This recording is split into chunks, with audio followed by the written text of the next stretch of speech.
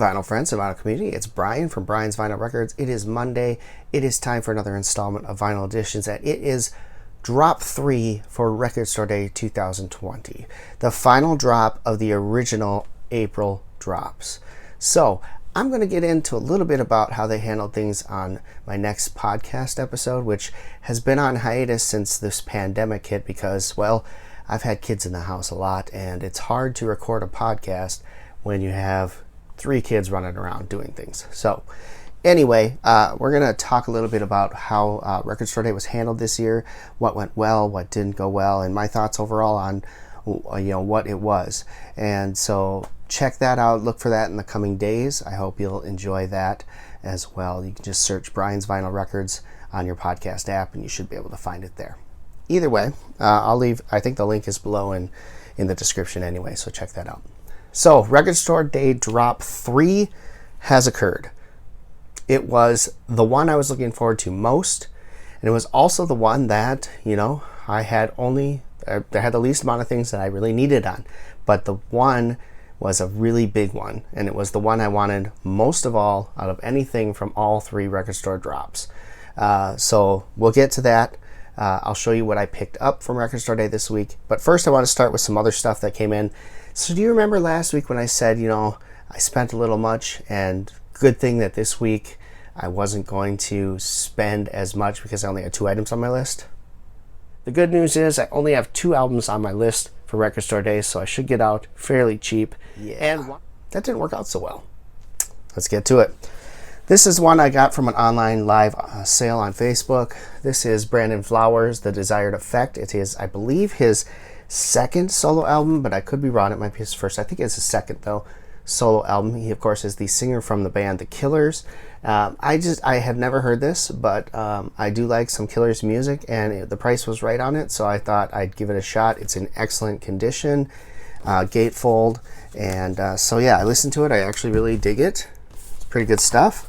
A little more synth poppy stuff on there than the Killers type vibe, but it does have some Killers like sounds on there as well. So it's a good mix of stuff, and I really did enjoy it. So that's the first one. Record Store Day came, and I went and visited 3 stores. 2 of my Down in the Valley guys I visited, and then I went to Mill City Sound, which is my other favorite record store in the cities, and I found this. This has been sitting there for a while, and I've kept looking at it and deciding if I wanted to pick it up or not, and then I heard that it's just a really awesome live set, so I decided to go ahead and pick it up on Record Store Day. So this is one of my non-Record Store Day purchases that I did pick up from Mill City Sound. Dire Straits. This one's called Alchemy. It's a Dire Straits live album, and I'm really looking forward to listening to this because I've heard it just is awesome. So, yes. All right, a pre-order went up about 2 weeks ago, I'd say, and it was something I wasn't expecting, and I just stumbled upon it by accident, almost completely by accident, and I thought, well, this is cool. This is one of my buddy Matt's favorite albums. He told me it's in his top 5 ever of albums. Unfortunately for him, he was up north and had no cell signal, so when I tried to reach him and tell him that it was up there so he could get a copy, he unfortunately didn't get it. But I was able to jump on there, and I decided last minute, I hemmed and hawed over it because, it's not an album I'm very familiar with. I know it gets real high praise, and I definitely love the guitarist who put it out, but it's just one that I wasn't as familiar with. I played a couple of the songs with Matt in acoustic duos that we did, so I'm familiar with a few things, but this came online, and I hemmed and hawed, and I finally just pulled the trigger on it, and it turns out I was like the last one to buy it before it sold out, because after I had bought it, I went back to look, and everything was sold out. So I was a little worried about it there, but I did get notification that it shipped, and it did reach me, and I'm really excited about it. This is Zakk Wylde's Book of Shadows. This is probably everyone's favorite Zakk Wylde album from his solo careers, from his Black Label Society career, all that pride and glory. This is the one everybody talks about, and with good reason. It is absolutely phenomenal. They did a limited 300 copy pressing of this album, and it literally sold out that same day that they put it up. Zakk Wylde put it up on his Facebook page, and it sold out that day. amazing, but it's really good. They did an awesome job with the packaging. It's a nice gatefold spread, and it comes on just really cool white vinyl, and yeah, sounds absolutely amazing. So this was done by E1 is the company. They've done a bunch of stuff for Record Store Day and things like that, so good company and just a fantastic press. Super happy I was able to get on this. Like I said, it's sold out. I'm hoping that they're going to do another run of this. I would think because of how fast it sold out that they would. I'd really like for my buddy Matt to get a copy of this, because this is, by, like I said, his top 5 albums of all time. Zakk Wylde, Book of Shadows. Awesome, awesome album.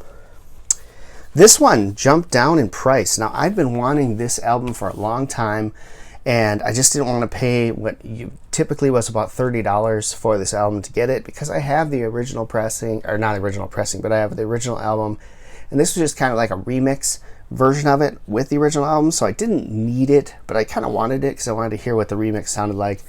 I'm talking about Pearl Jam's 10 Redo. This is really cool.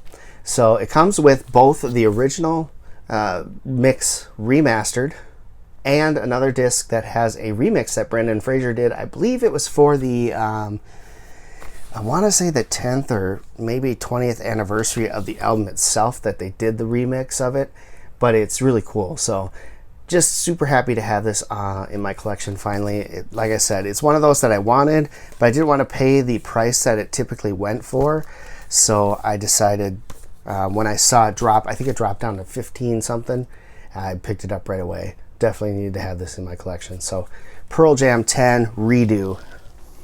Another one that I saw that dropped in price was this one here, Tom Petty and the Heartbreakers, Damn the Torpedoes. So I have a copy that's pretty decent vinyl, but the cover is just mangled, and half of it's missing.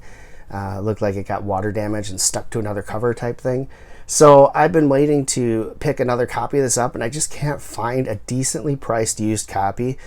And this came up for 17 bucks on Amazon, and I just said, I'll just buy this. So Tom Petty, Damn the Torpedoes. I now have a nice cover. I'm sure it sounds absolutely fantastic. It's from the same version of the box set, which you see right there in the background, the same year.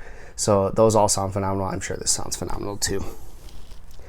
Another one I picked up because the price dropped. This one was typically around the $26, $27 range, and it dropped down to the $20 range. And it's just one I wanted to grab. It's Crash Test Dummies, and this one I think is The Ghosts That Haunt Me.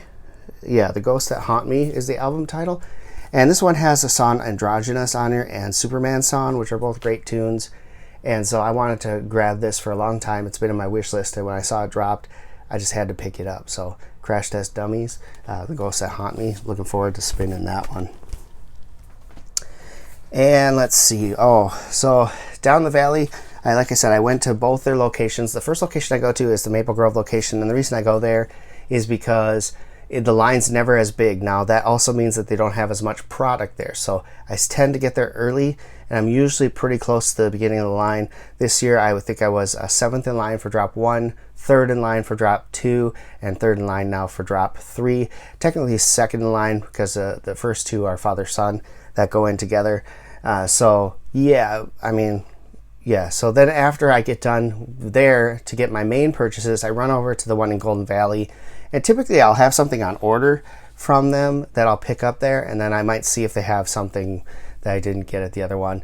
So this time, this is what I had on order there. This is Tom Petty, Wildflowers, and All the Rest. This is the 3 LP version, so I didn't go for the big 7 or LP or the 9 LP. I just needed this one.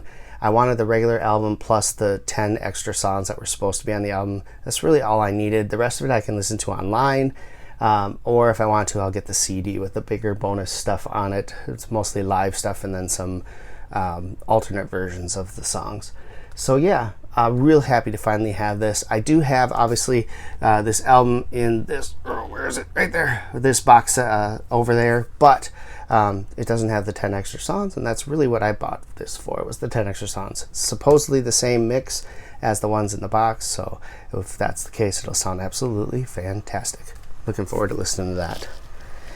All right, almost to the Record Store Day stuff, guys, but first and foremost, this is not an official Record Store Day release, but it did come out on Record Store Day. I think it was originally going to be part of the April list, but as we know, a bunch of the stuff that were in the April list did get moved out or was released separately because of what happened with the pandemic. I can't remember if this was on there or not. I want to say it was, but it didn't get an official designation as a Record Store Day release. This is a limited edition copy of Cinderella's Heartbreak Station. This is the only Cinderella album that I was missing in my collection, and buying a used copy is just kind of expensive, and I just didn't want to spend the kind of money it took to get one. And so I was hoping that someday we'd get it repressed. Now Music on Vinyl has repressed all the other albums that they've done, or at least 2 of the other albums that they've done. I was hoping that they were going to do this one as well, but this is from a company. I don't even know what to call it. It says Vertigo on here, but it's from like Culture something USA is who did it, and LMLR from France is the other label that's on here. But this is an official pressing. I checked with the company. It was limited to 1,000 copies, and it was only going to be sold in independent record stores. So this is another one of those that I hobbled on upon accident. Like, one of the members of my vinyl groups on Facebook posted that he heard a reissue was coming out, so he was going to play his original pressing in celebration of that. And I was like, wait a minute, what? So I looked it up and found out that it was indie only. I looked on my independent record store down the valley's website. It was listed there, so I contacted them and said, hey, do you have this? And do you know anything about it? And they said they had 3 copies, but they were holding it back because they had, dings on the cover, in the corners, things like that. And I'm like, I don't really care about that. I would love to get a copy of this. So they said, all right, well, see us when you get back from the Maple Grove site, and I'll get you a copy. So sure enough, they got me a copy.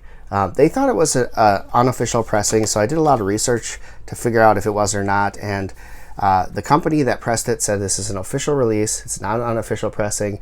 They've done pressings for Record Store Day in the past, and they have a couple coming out for Record Store Day Black Friday. So it's a legit copy. It's really cool. It comes with this little obi strip, and it is on a really cool looking clear blue vinyl, and it sounds absolutely fantastic. So super excited to have gotten this for my collection. It is a great Cinderella album.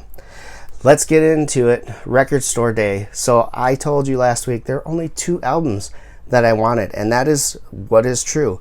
But I did pick up an album for someone else, and it turns out that someone else picked it up for them as well. So I'm just kind of stuck with it. I don't know what I'm going to do, if I'm going to keep it or not, or if I'm going to try and find someone who didn't get it, who might want it. I haven't determined yet. It does have some great stuff on it, so I might keep it. I don't know. But that is the Phenomenon soundtrack. So this comes on a blue vinyl, 2LP, Cobalt it says. First time on vinyl. It has Eric Clapton's Change the World, which is an absolutely fantastic song on here. It's got Aaron Neville on here, Taj Mahal, Brian Ferry, Jewel, Peter Gabriel, Marvin Gaye, just J.J. Cale's on here. So there's some really good stuff on here, so I may end up just keeping it. It was just one of those that I wasn't planning to pick up, and a guy in one of my groups posted that they were really looking for it, and I saw it there when I was at Mill City. And so I said, hey, I found this. Do you want it? I can pick it up for you. He said, yes, no problem. I'll pay you when I get back from work, blah, blah, blah. So I picked it up, told him what the price was. We agreed. And then he messaged saying his cousin got it. And so now he's going to have 2 copies. I just told him, no, don't worry about it. No need to buy 2. He was totally willing to pay for it, and I appreciate that, but I didn't need him to do that. So I don't know. I'll figure out what to do with this, but it looks pretty cool. But yeah, Phenomenon by John Travolta, or sorry, by Motion Picture Soundtrack, starring John Travolta. All right, so then we get to what I went for. 2 albums, I said, yep, 2 albums. First one, Austin Powers and the Spy That Shagged Me soundtrack. All 3 Austin Powers soundtracks were released for Record Store Day, but this is the only one I really wanted. This one has the Elvis Costello and Burt Bacharach, I'll Never Fall in Love Again. It's got R.E.M., it's got Madonna, it's got The Who, Lenny Kravitz, just Green Day's on here, Flaming Lips. It's a really good soundtrack, and so this is the one I wanted out of the 3. I had really no interest in the other 2, to be honest with you, but this one is what I wanted, and this is what I got. So happy to have found this record. And then, of course, the coup de grace, the whole reason that I wanted to go to Record Store Day in April to begin with, Skid Row, Slave to the Grind. One of my all-time favorite albums ever, this album right here. I have an original press from Korea that is the censored version. So instead of the song Get the Fuck Out on it, it's got Beggar's Day on it.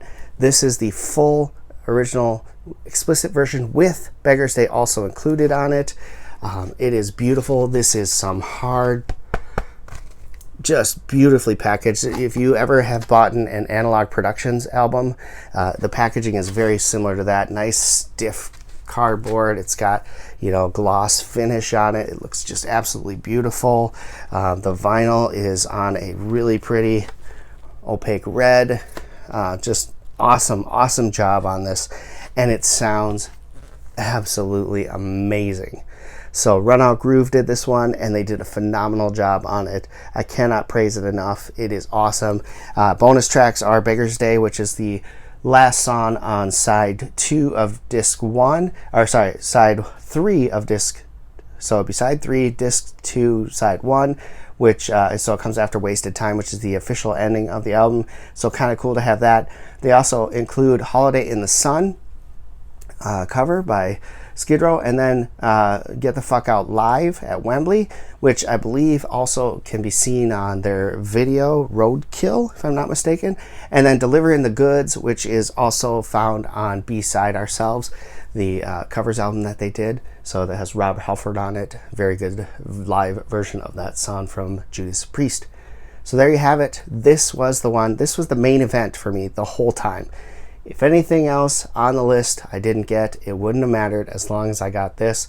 I got it. I was, like I said, second in line. The two in front of me, father, son, had no interest in this album, so I knew I was going to get this album, and I did. Super pumped.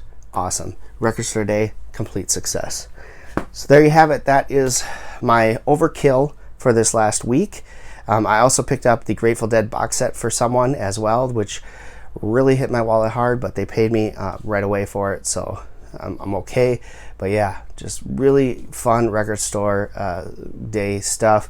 I really enjoyed the setup. I'll talk a little bit more about that in the podcast, which you can find a link to below. I'm guessing that'll come out this week, hopefully sooner rather than later, but look for that in your podcast apps. Thank you so much for watching, everybody. I hope you enjoyed it. I hope you got everything you wanted for Record Store Day on either 1, 2, or 3.